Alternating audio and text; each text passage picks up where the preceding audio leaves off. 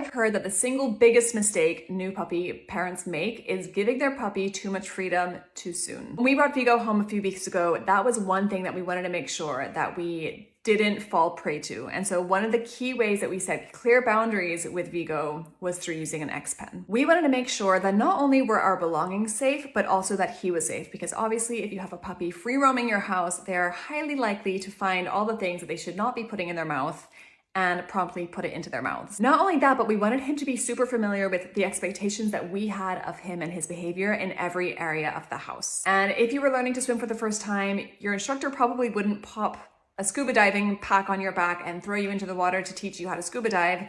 There's baby steps, right? First you start in the shallow water and then you go a little bit deeper. And then once you can swim properly, then you snorkel and then you scuba dive. But if you're trying to learn how to swim, you can't expect someone who can't swim to immediately feel comfortable scuba diving. Does this analogy work? Hopefully it makes sense. This was the approach that we took to Vigo and our home. And for that reason, we implemented a level up, level down system with him. And I'll talk you through what that looks like. Essentially, I saw each area of the house as a level for him to pass to then be given access to the next level or the next area. And what this means is that you have a very clear ring-fenced area for your puppy to master before you then give them access to new things for them to interact with and learn how to behave with. So when Vigo first came home, for example, we used our xpen to create a pretty small space for him. It was actually just, I would say, about a third of the kitchen that he had access to. As soon as we brought him home, we put him straight into his xpen, and our rules for him for the first few weeks were that he could only be in the xpen, in his crate, or outside if we were playing. He was not allowed at all in any other area of the house outside of the xpen or the crate. And this is an important thing because I think sometimes people bring their puppy home and then they kind of dabble with having him in the xpen and having him free roaming. And I think this creates a confusion with your puppy. I've heard that sometimes is any time to a dog. By only allowing Vigo into his xpen to begin with, this helped him settle into the xpen and helped him to learn that the xpen was his space and the rest of the house was our space. Well, I've had a lot of people write to me about xpens and say that their puppy cries and hates their xpen, and 9.9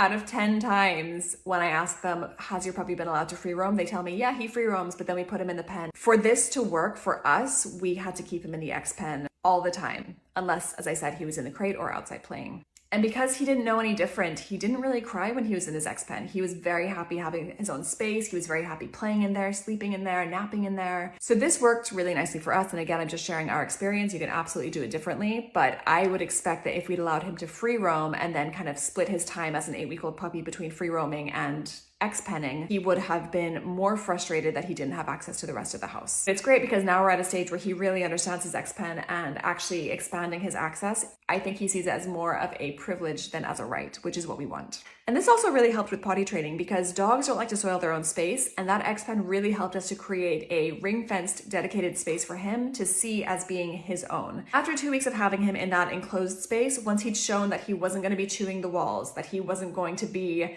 scratching at the floor, we expanded his access to the rest of the kitchen. So we just blocked off the entryway to the dining room and the entryway to the living room. It was a good opportunity to enable him to master the kitchen. About 2 weeks after that, I kind of switched up our approach to allowing him access to the house. And I wouldn't have done this sooner than 3 months, as a side note. I think that if we had done it between 8 to 12 weeks, it might have been too soon. But what we do now is if I'm in the dining room, for example, I will lay down a towel and practice with him being with me in the dining room. And once he's shown that he can master that with me supervising him, we would then open up access to the dining room. As a side note, he did, I thought, master the dining room, so we opened it up. Fast forward a few days and he was chewing on the furniture again. So what I've started doing is bringing him back down a level. We've blocked off the dining room again, and he's now only in here when we're here to supervise. And if he bites anything, we immediately pick him up, move him to the kitchen, and block off his access. Taking the opportunity to slowly but effectively teach him what behavior is allowed and what behavior is not allowed. In addition to the dining room and practicing in here, I've also started practicing with him in the living room. So again, I've started laying down a towel and rewarding him when he's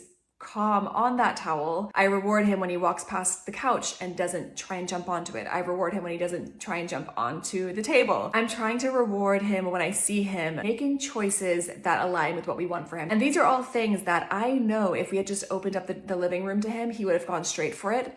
because I've seen him display those behaviors. And when he does that, we then remove him from the living room.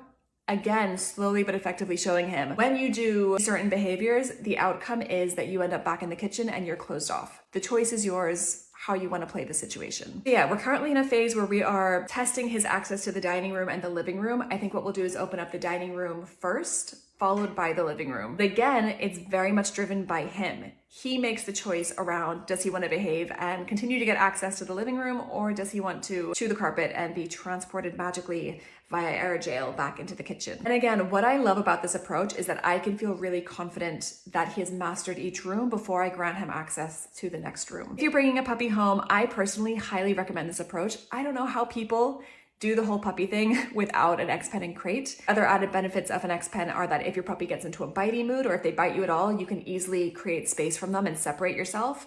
Without the xpen, if your puppy bites you and you go to walk away, they can follow you to the couch. They can chew your ankles, like they can still reach you. For potty training, it helps. There's just a lot of benefits for having an xpen. I actually don't see any negatives. In terms of what we put in his xpen, we've got toys, we've got his water, we have his crate now. We've moved that into the xpen, which is brilliant because he can go and nap there, which he is right now. He's gone and taken a little nap in his crate. And one question that we get a lot is, will we ever allow Vigo on the couch with us? I think we definitely will. We actually brought him on the couch. I think we've brought him on the couch once or twice in the last 6 weeks that we've had him. As a side note, we have noticed immediately following allowing him on the couch that he gets very barky because he wants to be allowed back onto the couch. So if we have him on the couch and put him back into the xpen for the next 2 to 3 days, he becomes very vocal about wanting to be on the couch, which kind of reinforces what we're doing and reinforces that actually we can't have moments of flexibility where we change the rules for him, because that's just confusing for him. So I think we would allow him on the couch when he's older. In my mind, that's probably when he's around the 1 year old mark. He's currently 3 months. Again, it's really up to him. And it's hard because when he was on the couch, it was so adorable having him snuggle up with us and put his little head on us.